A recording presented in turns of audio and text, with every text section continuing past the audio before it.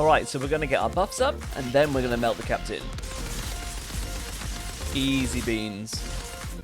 What's up everyone, and welcome back to another video. My name's Ben Lee. I make multiple videos on Outriders every single week, and I've also started live streaming. It's been going incredibly well, and the support has been amazing, so if you guys are interested in that, be sure to go down and hit that subscribe button, also hit that like button. The streaming has been right here on YouTube, so you don't even have to leave the platform. Very convenient, so hit that subscribe button, you'll be able to be notified when I go live.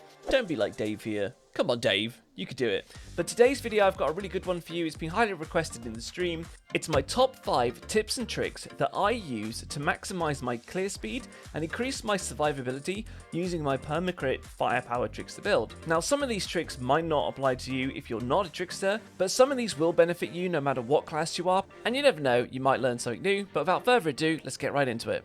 So for tip number 1, we want to maximize our damage, and we do this by using Venator's Knife and Hunt the Prey.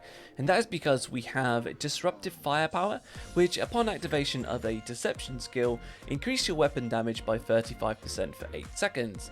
And then you have Outrider Executioner as well, activating a movement skill increases your weapon damage by 35% as well for 8 seconds.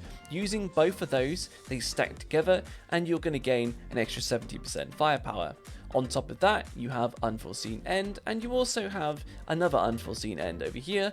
So when attacking enemies from behind, your weapon damage is increased by 20%. Obviously those stack with each other again, and also stack the original 2 buffs. So to get the maximum amount of damage, you want to be stacking both Disruptive Firepower, Outrider Executioner, as well as both Unforeseen Ends. The damage buff this gives you is absolutely insane, and I'll demonstrate it for you now.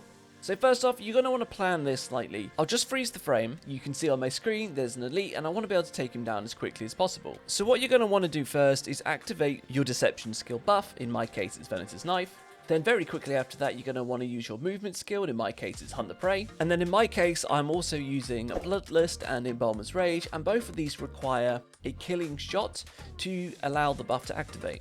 So to take out the elite as quickly as possible, first off I want to kill this rifleman that's on my screen.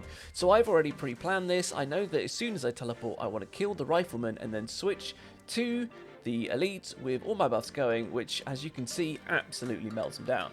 So make sure you're using your build to its fullest advantage. In my case, in this momentum build, it's about getting in the mindset of killing one thing to then burst something down faster. And I'll show you again here. It's Venator's Knife into teleport and then shooting from behind.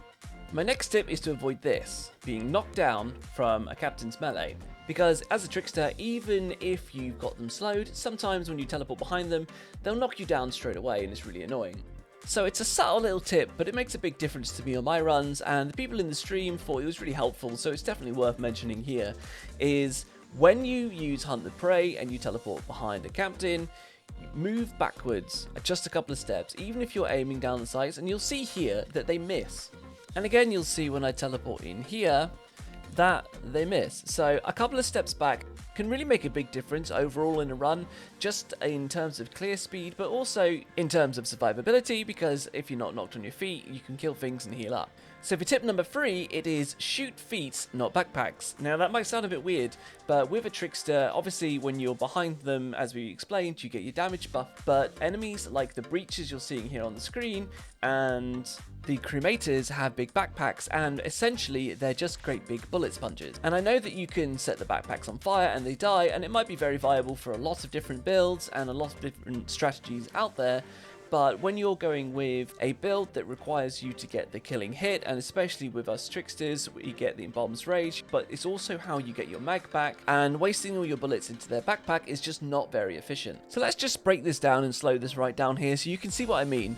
Look at how many bullets I put into his backpack, and his health bar just doesn't move. And opposed to like here, for example, where I'm just shooting them in the feet. Now, all my buffs are going, and I've got the crits there, so that's amazing. But you get what I'm trying to say. You don't want to waste bullets in their backpack.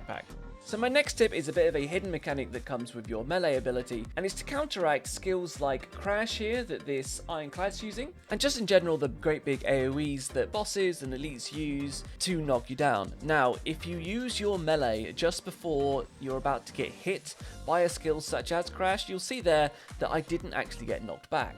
This will save you a lot of time, so if you get used to it, it's a really nice trick to have. This is also a two-parter though, because if you get frozen, you'll see you can melee out of being frozen, which could save you in a pinch. And for tip number 5, guys, you want to make sure you're using your minimap. As I'm going through and killing the map, I keep an eye on where enemies are, because this is all about being as fast and efficient as possible.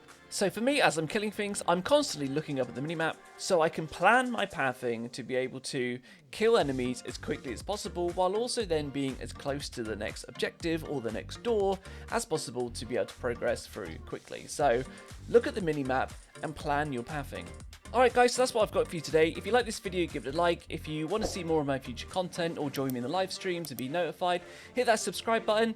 We've smashed the 200 subscribers, so I've now set my new target at 500, so I'd really appreciate you guys coming along on the journey with me. And a big thank you to everyone who has subscribed, you guys are my heroes. But let me know what you think in the comments below. Maybe there's some more tips and tricks that you can let other people know, and we'll all be sure to give it a nice big thumbs up. But until the next one, guys, be sure to come and see me in the live streams. I hope you guys have learned something, and I hope you also have a nice day. See you now.